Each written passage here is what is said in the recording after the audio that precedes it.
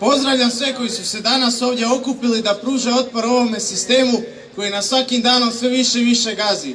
Misle da mogu raditi sa nama šta god požele, ali smo mi danas ovdje kako bi pokazali da to nije tako.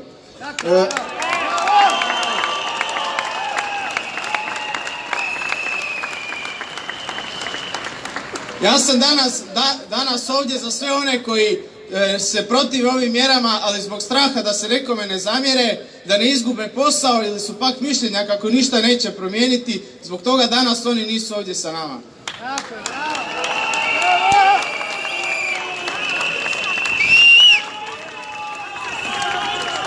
Svatko ko imalo razmišlja svojom glavom i čistom logikom će se složiti kako su sve ove mjere sulude i besmislene sa bezbroj rupa u njima.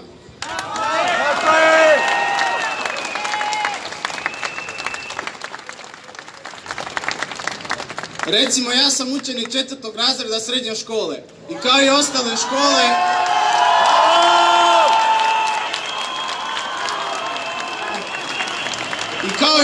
škole i naša uvela takozvane mjere zaštite od COVID-19, među kojima su i obvezno nošenje zaštitne maske, ali samo u učionicama. Kada napustimo učionice, svi smo zajedno vani na velikom odmoru bez maski, odlazimo u pekaru bez maski, u školsku kantinu također, ali čim se uđe u učionicu, odmah nam se napominje stavite maske, a tko ne želi, prijeti mu se pedagoškim mjerama.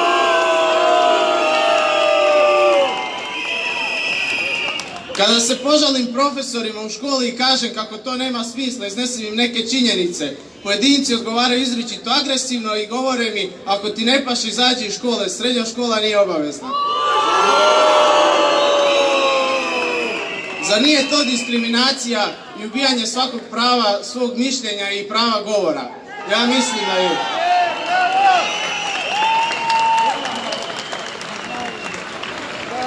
Glavno oružje moćnika u ovoj trenutnoj situaciji je strah, koji nažalost uspješno šire putem medija kojim su i naklonjeni. Te poručujem svim ljudima iz naše države i šire, ne slušajte medije i političare, oni vam ne žele dobro. Briga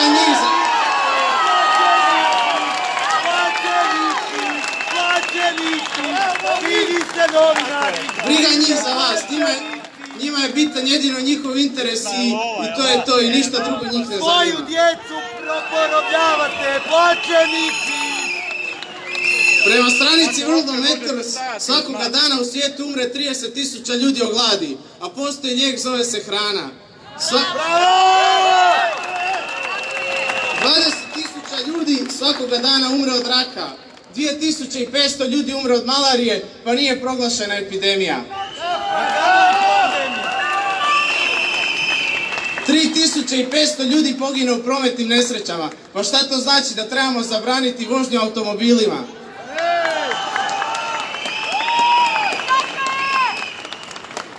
Ali to sve nije važno, važan je virus, čija je smrtnost u Hrvatskoj 0,14%. Virus od kojeg umiru ljudi koji su nažalost na samrti, koji bi pokosila i najobičnija prehlada. I zbog toga svega se narušava ekonomija i gospodarstvo i ljudi ostaju bez posla. Mogli su nam prodavati priče kad se to dešavalo tamo negdje daleko u Kini, ali sad se to dešava ovdje kod nas. I ja mislim da smo sada svi vidjeli o čemu se tu zapravo radi i eto, to je to od mene. Hvala. Hvala svima.